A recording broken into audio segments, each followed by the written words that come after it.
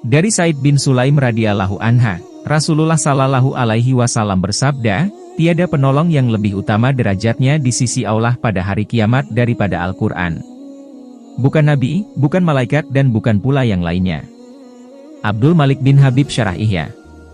Bazzar meriwayatkan dalam kitab La'aili Masnunah bahwa jika seseorang meninggal dunia, ketika orang-orang sibuk dengan kain kafan dan persiapan pengebumian di rumahnya, tiba-tiba seseorang yang sangat tampan berdiri di kepala mayat. Ketika kain kafan mulai dipakaikan, dia berada di antara dada dan kain kafan. Setelah dikuburkan dan orang-orang mulai meninggalkannya, datanglah dua malaikat, yaitu malaikat Munkar dan Nakir yang berusaha memisahkan orang tampan itu dari mayat agar memudahkan tanya jawab. Tetapi si tampan itu berkata, ia adalah sahabat karibku. Dalam keadaan bagaimanapun aku tidak akan meninggalkannya. Jika kalian ditugaskan untuk bertanya kepadanya, lakukanlah pekerjaan kalian. Aku tidak akan berpisah dari orang ini sehingga ia dimasukkan ke dalam syurga. Lalu ia berpaling kepada sahabatnya dan berkata, aku adalah Al-Quran yang terkadang kamu baca dengan suara keras dan terkadang dengan suara perlahan.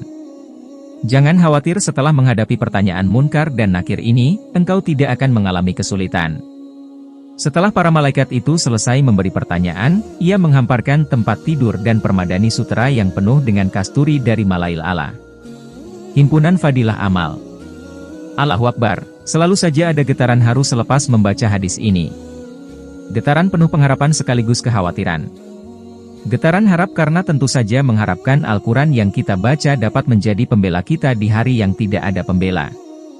Sekaligus getaran takut, kalau Al-Quran akan menuntut kita. Allah, terimalah bacaan Al-Quran kami. Sempurnakanlah kekurangannya. Banyak riwayat yang menerangkan bahwa Al-Quran adalah pemberi syafaat yang pasti dikabulkan Allah Subhanahu wa Ta'ala. Upaya agar mendapatkan syafaat Al-Quran tentu saja dengan mendekatkan diri kepada Al-Quran. Salah satu cara yang sangat baik dalam memaksa kita untuk dekat dengan Al-Quran adalah dengan menghafalkannya. Dengan berniat menghafal Al-Quran, hati kita seakan-akan terpanggil untuk selalu memegang Al-Quran. Ada tanggung jawab yang membuat kita merasa bersalah jika tidak memegang Al-Quran, walaupun mungkin sekedar membacanya. Pada akhirnya kita mau tidak mau dipaksa untuk mendekat kepada Al-Quran. Dapat dikatakan dengan menghafalkan Al-Quran kita telah mengikatkan diri dengan Al-Quran. Sesibuk apapun kita dipaksa untuk selalu dekat Al-Quran.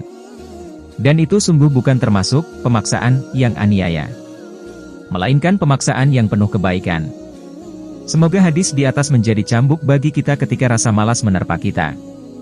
Semoga Allah dengan kemuliaannya menjadikan Al-Quran sebagai syafaat bagi kita, bukan sebagai penuntut kita.